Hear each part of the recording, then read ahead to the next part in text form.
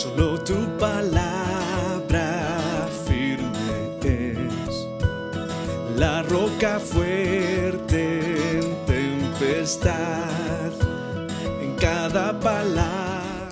Hola a todos de nuevo. Mi nombre es Edgar Gutiérrez, soy el pastor de la Iglesia Bíblica Berea. Estamos llegando a nuestra tercera exposición y hemos tenido dos anteriores. En la primera, nuestro hermano Case nos aporta una base sólida de los efectos de la reforma a la sociedad a lo largo del tiempo.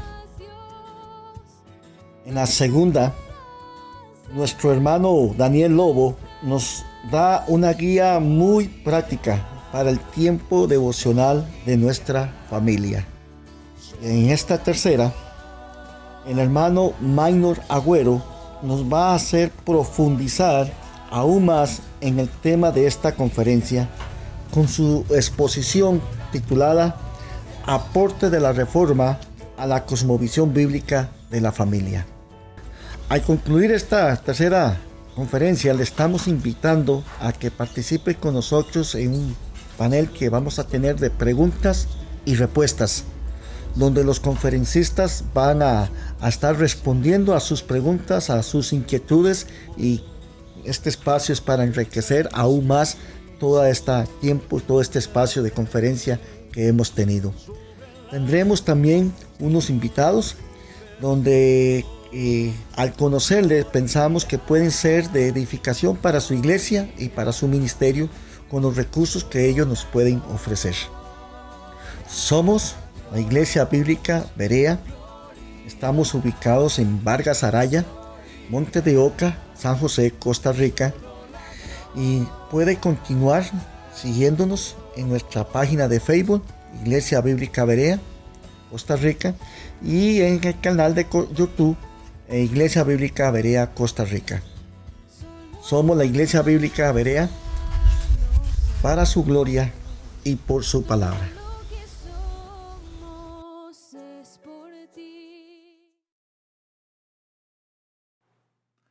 Qué gusto saludarlos a todos los presentes en estas charlas que hemos tenido en este día. Me pidieron trabajar con ustedes una sesión sobre la influencia de la reforma en la familia. Este año, como todos ustedes saben, celebramos los 504 años de la Reforma Protestante, un movimiento que cambió la historia del cristianismo y la cultura occidental. Tenemos que reconocer que la Reforma Protestante influenció todas las naciones en la Europa postmedieval y en otras latitudes de nuestro mundo. Ellos influenciaron profundamente la iglesia, la política, la economía, el gobierno, el comercio, la educación, la sociedad en términos generales. El mundo antes y después de la Reforma no fueron iguales. Quiero plantearles, si la Reforma hizo tal nivel de cambio en la sociedad de hace más de 500 años, plantear cuáles fueron esas ideas que cambiaron la sociedad, pero influenciando la familia, y qué métodos, qué formas ellos usaron para lograr que las familias fueran el centro de la sociedad una vez que el Evangelio llegó a las naciones. Esperamos tratar en este tiempo dos ideas fundamentales con respecto a la familia que fueron vitales en las enseñanzas de la época de la Reforma. Uno es que ellos anunciaron, predicaron que la familia era creada por Dios como fundamento de la sociedad. La segunda idea es que la familia era eje central de la educación de los niños. Una vez que expongamos esas dos ideas, quiero proponer dos métodos que ellos usaron muy intencionalmente para llevar estas ideas a todas las zonas donde llevaron el Evangelio. La primera tiene que ver con las confesiones de fe y los catecismos, y la segunda, el énfasis de sus sermones. quiero finalizar toda esta charla con algunos desafíos para nosotros en estos tiempos. Permítame exponerles estas dos ideas que fueron clave para que los reformadores influenciaran la sociedad y afectaran el todo de la base social. La primera tiene que ver con la familia como creación de Dios para que sea la base de la sociedad. Lo primero que tenemos que reconocer, haciendo un pequeño análisis histórico, es que la sociedad medieval europea estaba desmoronándose. Definitivamente había muchas razones para que esa sociedad se cayera, pero en especial había una, y es que esa sociedad no estaba interesada ya en una moral cristiana, ni estaba interesada en la santidad de la familia. Ese periodo medieval, ni el matrimonio ni la familia eran base fundamental de su sociedad. Ellos se regían por el feudalismo. El feudalismo era la base y eje social de su economía, de su política, de su religión y de su cultura. El matrimonio básicamente era una costumbre principalmente practicada por los señores feudales y los nobles.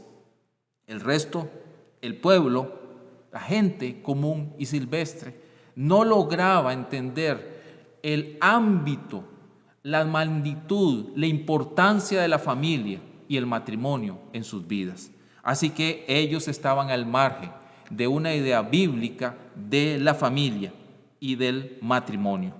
¿Qué implicó esto en la base social? Literalmente la familia y el matrimonio no eran esenciales.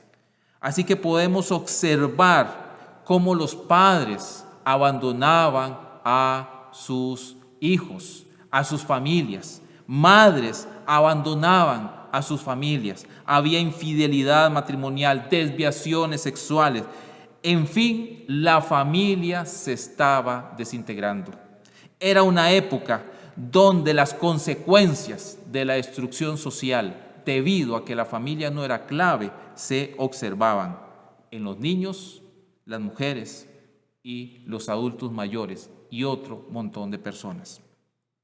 En el campo religioso, tenemos que aceptar que la época medieval llevó un estilo de vida centrada en el celibato, que era visto como un estado de mayor espiritualidad que el matrimonio. Por lo tanto, la iglesia medieval estableció una serie de reglas y normas para que sus líderes y religiosos se mantuvieran puros sexualmente a través del celibato.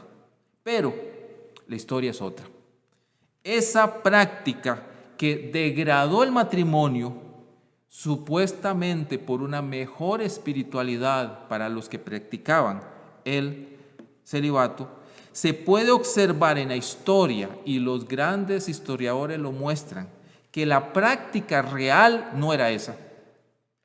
Definitivamente la mayoría de los líderes religiosos, cardenales, monjes, papas y demás, tenía un estilo de vida sexualmente impuro. Y para darles solamente un ejemplo, tenemos la bochornosa historia de la familia Borja, principalmente dirigida por Rodrigo de Borja, que es conocido como el Papa Alejandro VI. Este papa estuvo de 1492 a 1503.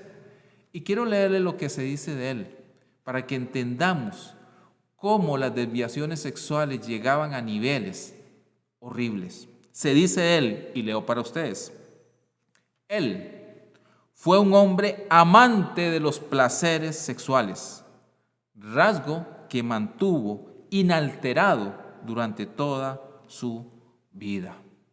Él tuvo hijos con muchas mujeres, amasó un poderío en toda la Europa papal a través de sus hijos y principalmente su hija, llevando a la consideración de que el celibato no era una práctica de mejor calidad espiritual, porque la mayoría de los líderes religiosos siguieron su ejemplo.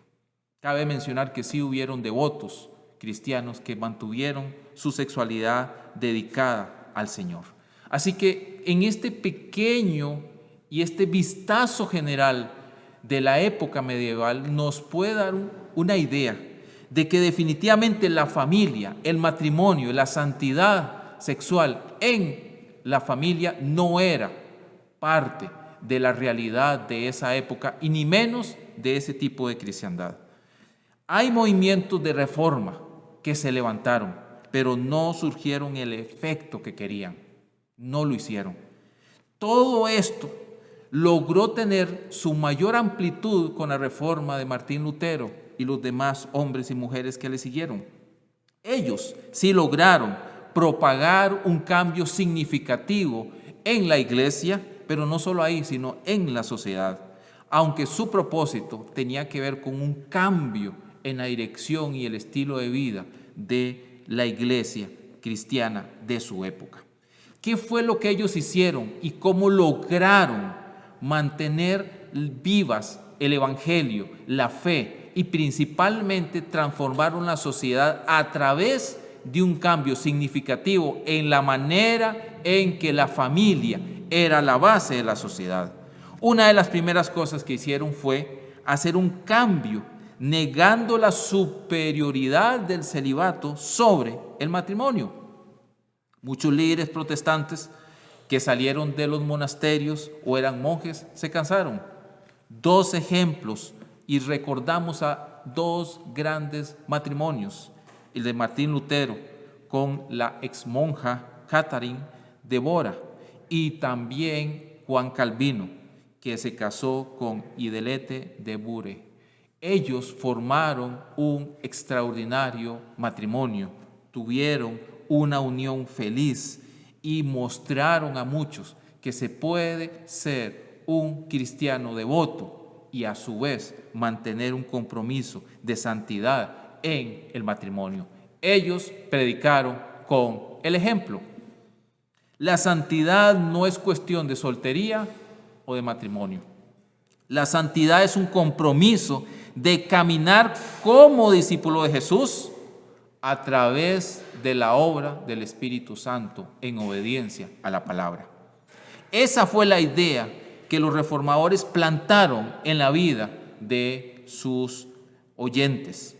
Salvaguardaron la santidad del matrimonio y al salvaguardar la integridad del matrimonio lograron que la mayoría del pueblo se volviera a Dios con tal intensidad que muchos pecados que eran normales dejaron de serlo y los creyentes empezaron a vivir vidas más justas y más santas, apegadas a lo que se les enseñaba. Y eso fue la base de una mejor sociedad. La mayoría de los sermones y enseñanzas de estos hombres y mujeres incluía el establecimiento de la familia, del matrimonio, como base esencial de una sociedad justa y una sociedad que podía glorificar a Dios. La familia, decían ellos, es una institución creada por Dios. Como tal, si creemos que la familia es una institución creada por Dios, va a lograr sostener todo lo que se coloque de ahí hacia arriba: la iglesia, la sociedad y todo lo demás.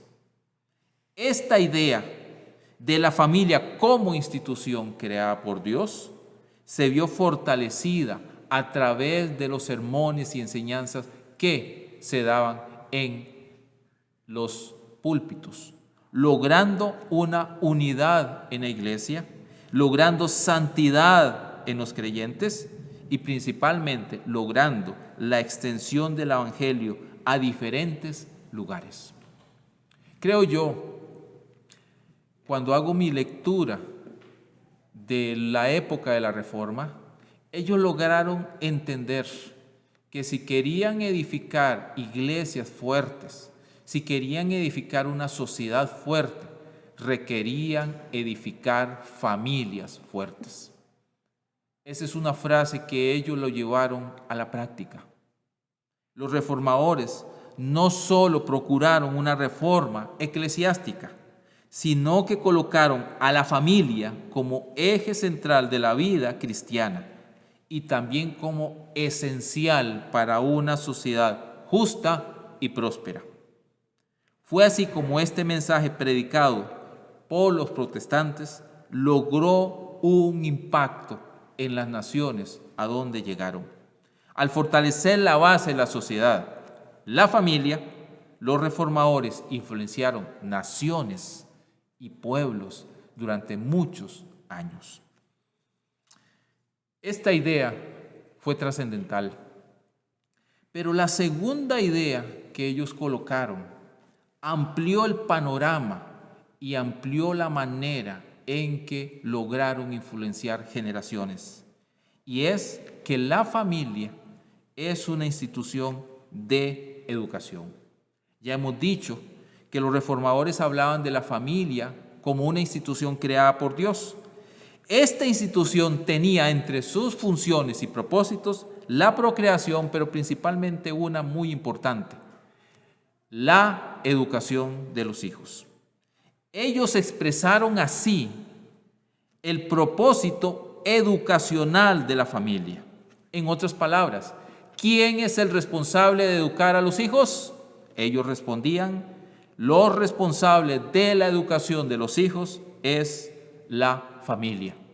Son las familias los que deben estar al frente de la educación, formación y discipulado de los hijos en el Señor. Nadie más. A los padres, y si usted es padre, y si usted es líder y pastor en una congregación y tiene influencia sobre padres, esto le interesa a usted. Son los padres los que deben asumir la instrucción como sacerdotes, entre paréntesis, educadores, en sus casas. Les toca a ellos asumir ese rol. ¿Qué era lo que en la época de la Reforma ellos instruyeron a sus padres de familia, de sus hogares?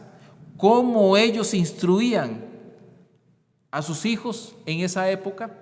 Recuerden que venimos de una época donde la educación estaba limitada a un grupo de poderío económico y no todo el mundo tenía acceso a educación básica.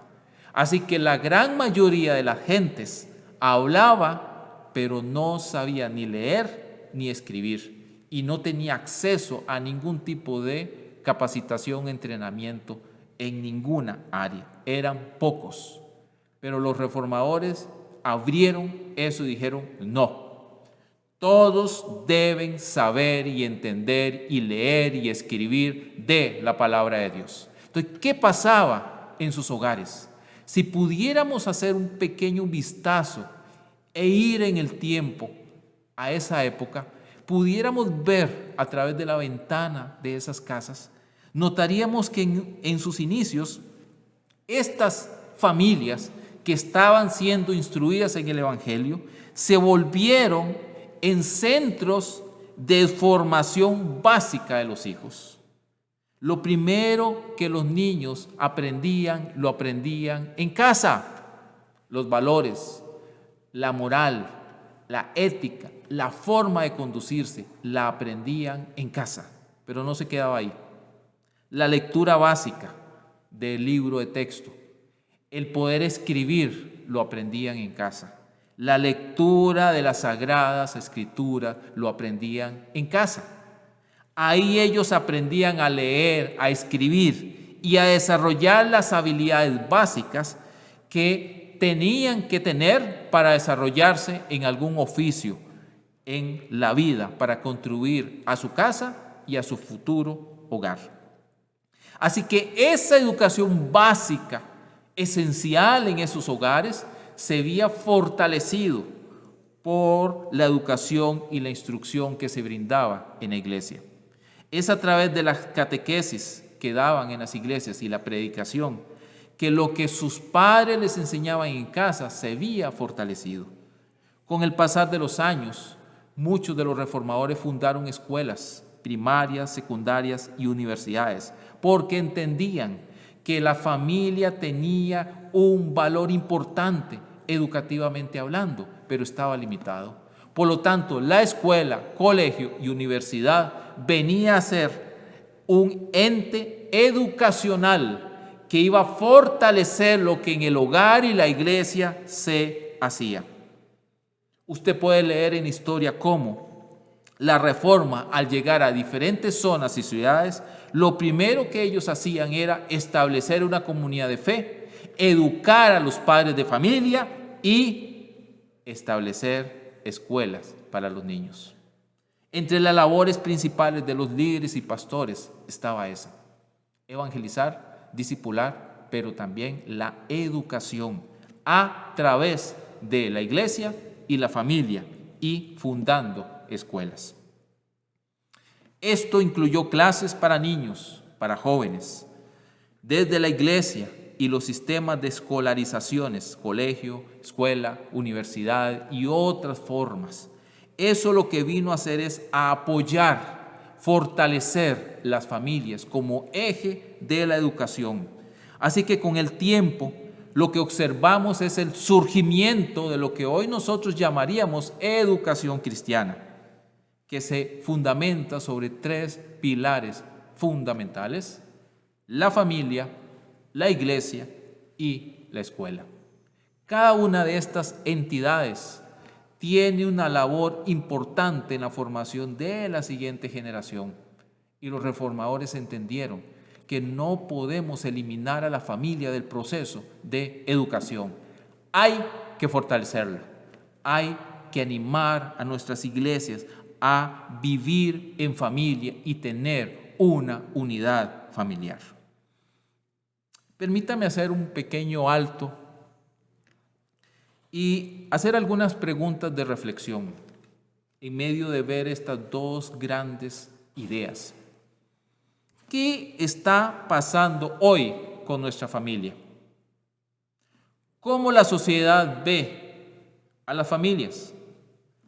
¿Qué estamos haciendo como iglesia para fortalecer a nuestras familias? ¿Qué tipo de dinámicas, actividades congregacionales, retiros u otras cosas están fomentando la unidad de nuestras familias? ¿Cómo lograr que el trípode educacional, entiéndase familia, iglesia y escuela, vuelvan a ser el centro de la educación cristiana? ¿Están realmente los padres instruyendo a sus hijos en el Señor? ¿Qué estamos haciendo como iglesia para instruir a esos padres para que ejerzan su labor educativa en sus casas? ¿Estamos dispuestos a discipular a la siguiente generación y pagar el precio que implica tomar a nuestros hijos y educarlos para la gloria de Dios? Realmente tenemos un reto grande si somos herederos de la Reforma. Tenemos un reto extraordinario ante una realidad social que cada vez quiere menos a la familia como Dios la ha establecido. ¿Qué métodos y formas usaron nuestros antepasados para educar, fortalecer y transformar las sociedades? Ellos usaron muchas maneras, pero quiero resaltar 2 que me parecen que se vuelven herramientas en ese importante proceso educacional y transformacional que tuvieron en el siglo XVI. Y principalmente porque estaban dirigidos hacia la familia. El primero era el diseño de catecismos y confesiones de fe. Una de las cosas que muy temprano en el proceso de reforma cada uno de estos líderes hicieron fue hacer confesiones de fe. ¿En qué creían? ¿Cuál era la base de su fe? ¿Cómo ponerse de acuerdo entre todos los movimientos de reforma para decir esto creemos y esto no creemos? Pero acompañado a eso, lograron hacer catecismos para instruir al pueblo de Dios en las verdades evangélicas. Podemos citar el día de hoy a muchas de ellas: la Confesión de Augsburgo, Catecismo de Heidelberg, Segunda Confesión Esbéltica, la famosa Confesión de Fe y los catecismos mayores y menores, y muchos otros más que podríamos citar y citar y citar.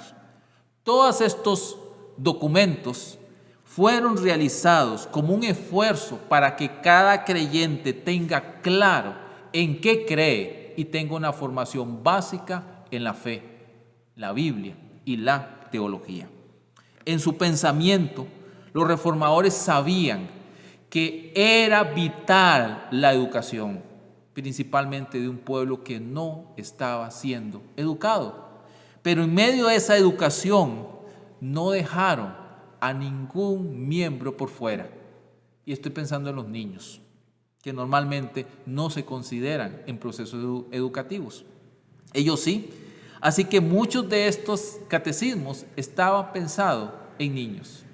Se dice de Martín Lutero que hizo una confesión y él se dedicaba mucho de su tiempo a instruir a los hijos, a los niños en su congregación.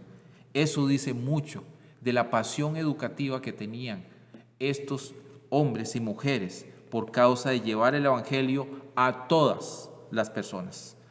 Por eso, los padres deben ser capacitados y los capacitaban para que pudieran instruir a sus familias. Y es así como las confesiones, los catecismos y la Biblia en su idioma común se volvieron en los primeros libros de texto que se utilizaron para la instrucción de los hijos. Con el paso del tiempo, estos niños que empezaban a crecer también lo hicieron en términos de la instrucción que llevaban en el colegio, en la escuela y en la iglesia.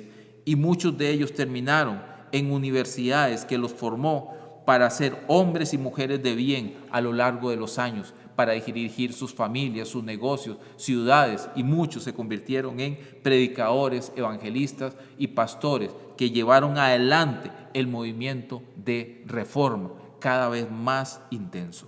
Todo iniciando con una simple instrucción en casa a través de los catecismos.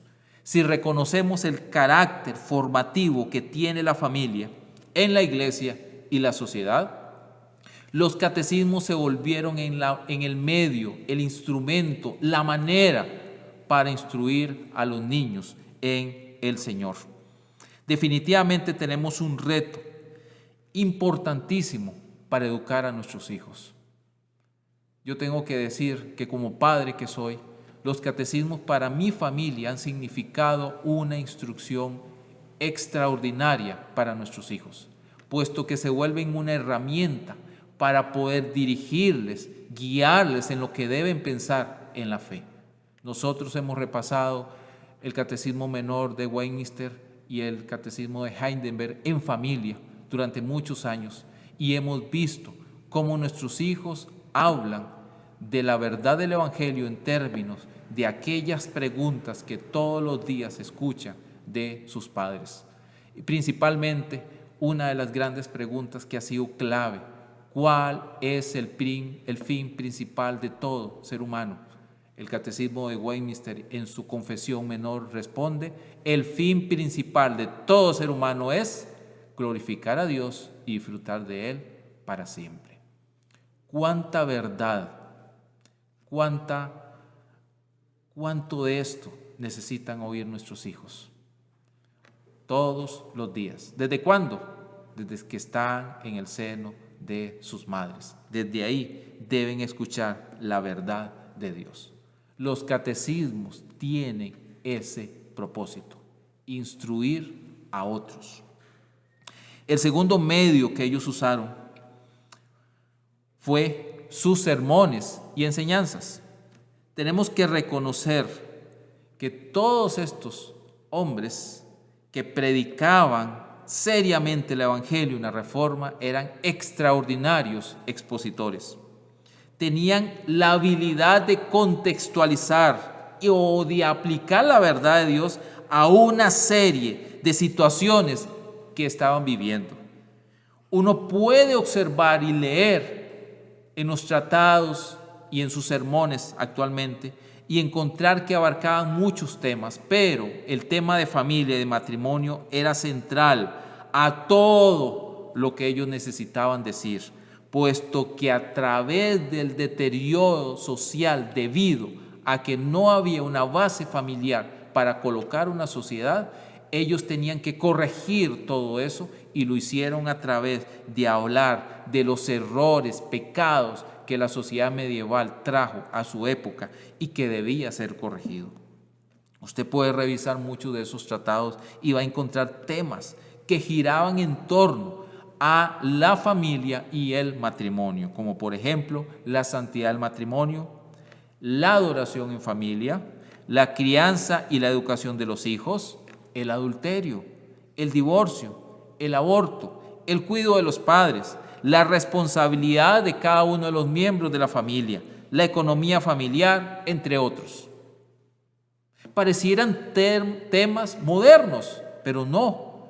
Han sido tratados a través de la historia por los reformadores, incluyendo una gran serie de personas que heredaron la reforma y continuaron con ella. Ellos trataron estos problemas sociales y familiares y lo trataron como la palabra de Dios los trata y buscaron formas de corregir toda esa problemática.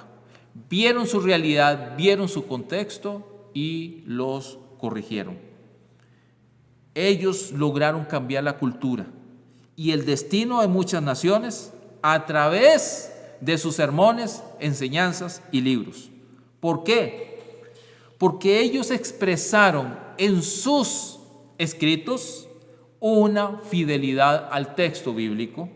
Ellos predicaban desde el texto con las mejores herramientas exegéticas que contaban en su momento.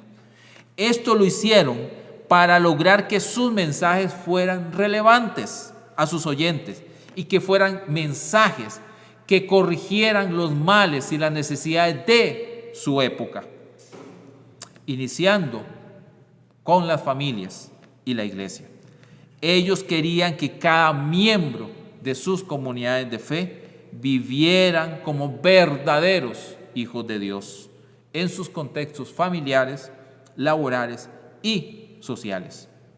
Sus mensajes expresaban claridad, eran claros, eran directos, eran elocuentes. Nadie se escapaba sin escuchar la palabra de Dios que penetraba lo más profundo de sus corazones. A esto es lo que se le ha llamado predicación experimental.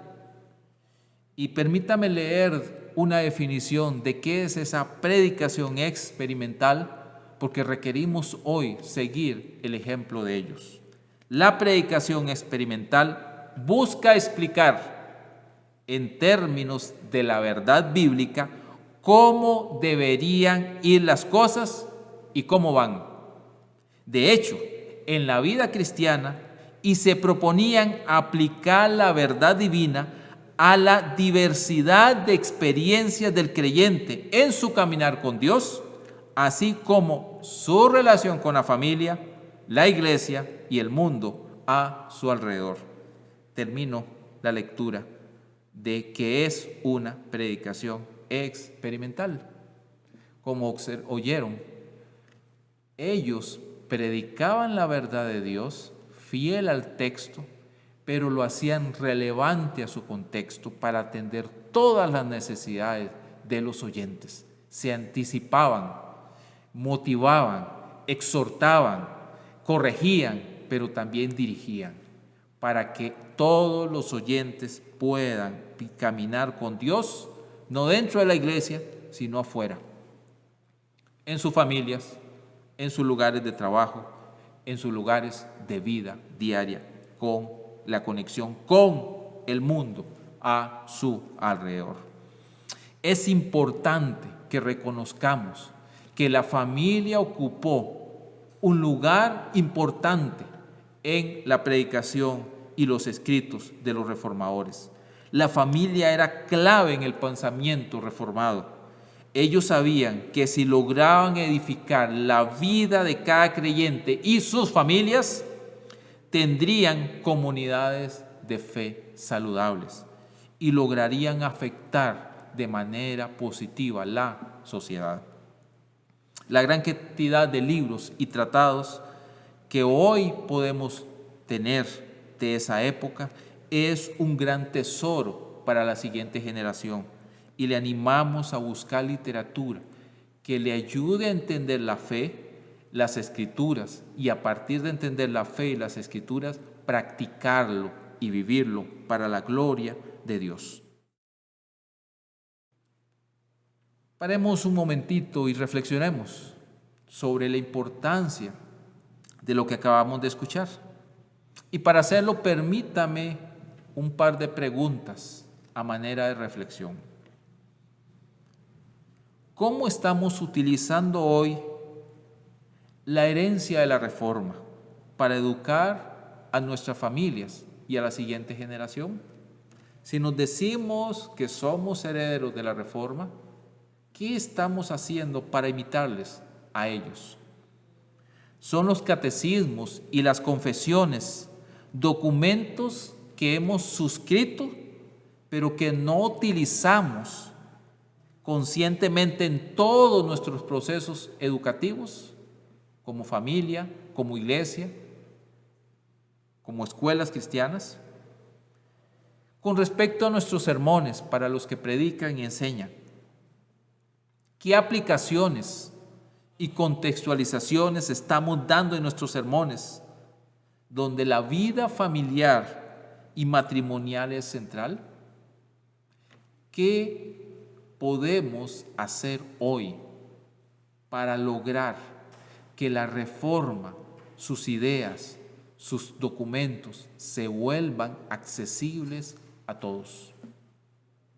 Necesitamos hoy que celebramos la Reforma, no solo celebrar, sino arrepentirnos y volvernos a Dios para que Él nos permita una vez más reformar lo que no hemos reformado y hacer real la Reforma, no del siglo XVI, la Reforma que Dios ha llevado a cabo a través de la historia, que se vio plasmada en un momento histórico hace 504 años, pero que sigue necesitándose hoy. Ver el pasado implica tomar decisiones para hoy y cambiar nuestra realidad para la gloria de Dios. Y permítame desafiarles a todos ustedes que están siguiéndonos en este tiempo de charla, plantear algunos desafíos para hoy, pensando en la profunda necesidad que tenemos de vivir nuestra fe desde la realidad de la familia, y a la hora de observar cómo los reformadores influenciaron la sociedad, influenciando la familia, ¿qué podemos hacer hoy nosotros? La Reforma colocó el fundamento de una sociedad fuerte, estable, extraordinariamente poderosa. Esta base fue la familia. Colocó todo lo que hicieron sobre una piedra angular que era la familia, y esa familia en Dios. Muy importante, una familia centrada en Dios como base de una sociedad es fuerte. Ellos sabían que la familia era esencial para una sociedad sana, saludable, y una familia que era la base de la educación cristiana. Así que a través de esa realidad, la familia era clave en su pensamiento. Y es por eso que necesitamos, como herederos nosotros hoy de la Reforma, plantearnos la pregunta de que si la familia es prioridad en nuestro quehacer, como ministerios, como familias, como iglesia.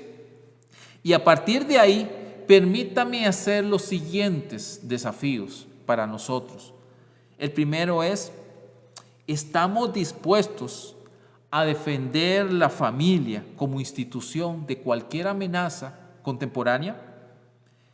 Mis queridos hermanos, hermanas, pastores, líderes, todos ustedes que están en esta charla, estamos en una batalla cultural, una batalla por el destino de nuestras naciones. Y esa batalla se está librando en nuestros hogares. ¿Por qué? Porque es en nuestros hogares donde se libra esa batalla. O la ganamos o la perdemos. Vamos a defender nuestras familias. Vamos a procurar fortalecer nuestras familias. ¿Qué podemos hacer para hacerlo?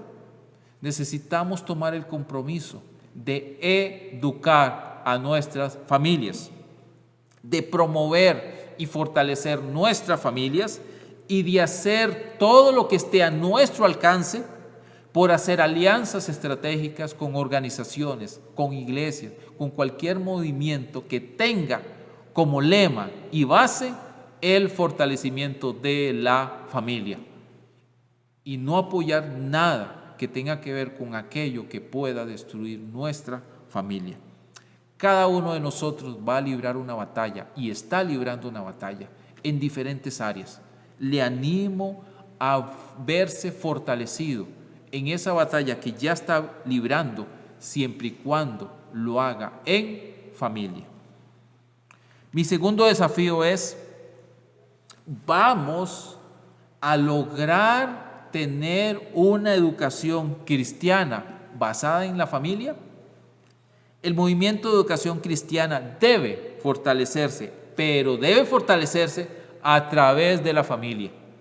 Mi lectura a través de los años como educador que también he sido, es que sí hay un desvínculo entre la familia y la educación cristiana o las escuelas, colegios y universidades cristianas y la iglesia. Necesitamos rescatar a la siguiente generación, pero necesitamos rescatarla a través de la educación y la educación centrada en la familia. Hay que volver a levantar escuelas cristianas, hay que fortalecer las familias y la iglesia debe luchar para que sus miembros influencien a la siguiente generación. Definitivo que necesitamos una nueva generación que tome la batuta en la iniciativa y el liderazgo de la educación de las generaciones. Eso solo se puede lograr si fortalecemos las familias, la iglesia y los centros de educación. Como país, hablando de Costa Rica, tenemos un gran desafío. Hay que aceptar que necesitamos una verdadera universidad cristiana. Una universidad que tenga una visión bíblica de la realidad y que instruya a través de esa visión bíblica o cosmovisión bíblica de la fe a través de todas las áreas del quehacer cristiano, académico y de formación en todos sus ámbitos. Tenemos que aceptar que nosotros como país, hablando de Costa Rica, no lo tenemos. Tenemos seminarios, tenemos centros de estudios, algunas universidades con calificativos de cristianos, escuelas, preescolares, colegios, pero no hay un movimiento de educación cristiana fuerte, poderoso, no lo existe.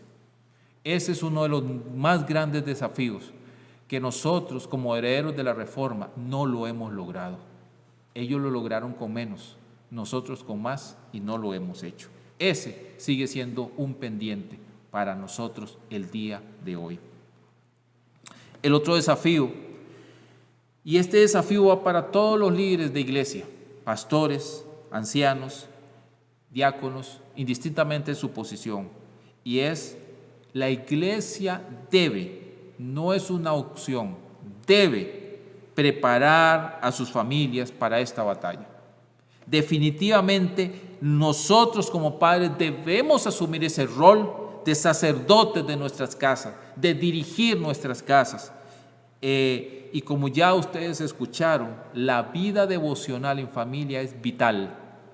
Requerimos tomar esa batuta como padres y educar a nuestros hijos en el Señor.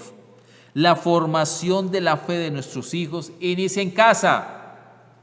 Hay que instruir a los padres para que ellos inicien ese proceso. ¿Cuándo? Lo más rápido posible. Se necesita tiempos en familia. Se necesitan momentos para que haya lectura de la Biblia en casa. Momentos para que la Biblia se lea sistemáticamente. Para que los niños oren en familia. Para que los padres dirijan tiempos de adoración en familia, para que haya instrucción bíblica y teológica de parte de los padres hacia los hijos. Y en este punto permítame contar mi experiencia como padre. Nosotros iniciamos hace más de 15 años la lectura de un capítulo de la Biblia cuando nos dimos cuenta que estábamos embarazados de nuestro primer hijo. Y desde ese momento empezamos la lectura de un capítulo de la Biblia todos los días. Han pasado más de 15 años desde ese momento. Nuestro hijo ya va a cumplir 16 años. Y al día de hoy hemos leído 3 veces el Nuevo Testamento y 2 veces el Antiguo Testamento. Y vamos por la 4ª vez del Nuevo Testamento. Sí se puede hacer. Yo hoy puedo decir que nuestros hijos nunca van a poder negar que ellos no han leído la Biblia y que no saben lo que dice la palabra de Dios. El día de mañana que lleguen ante el trono de Dios para ser juzgados, jamás podrán decir, no, es que nuestros padres nunca no lo dijeron. Jamás. Ellos tienen evidencia de haber oído las Escrituras una y otra vez. Requerimos más familias que lo hagan. Y por último, el otro desafío, y es para los predicadores y los que enseñan la Biblia, es realmente nuestros sermones y enseñanzas están dirigidos a 3 cosas, nada más. 1, están dirigidos a exponer fielmente el texto.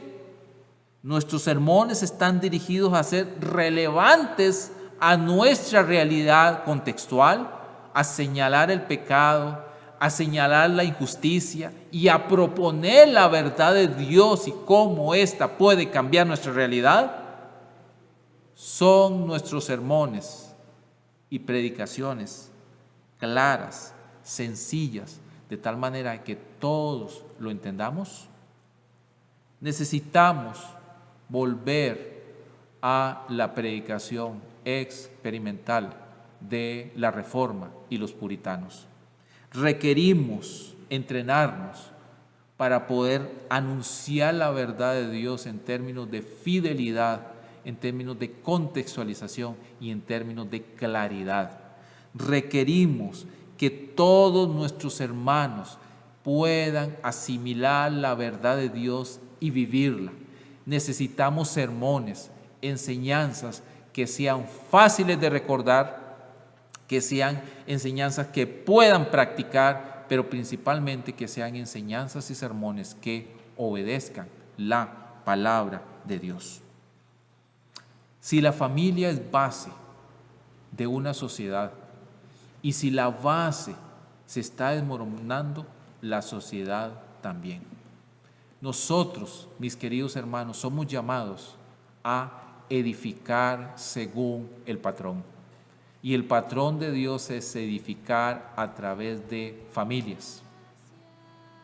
Y yo le animo mucho a todos ustedes a que edifiquen tu familia, la familia de tu congregación y a otros para la gloria de Dios. Que el Señor les bendiga muchísimo y les anime a edificar lo que están haciendo para la gloria de Dios a través de sus familias. Un abrazo y que el Señor reciba la gloria en todo momento. Amén. Gloria, gloria, solo la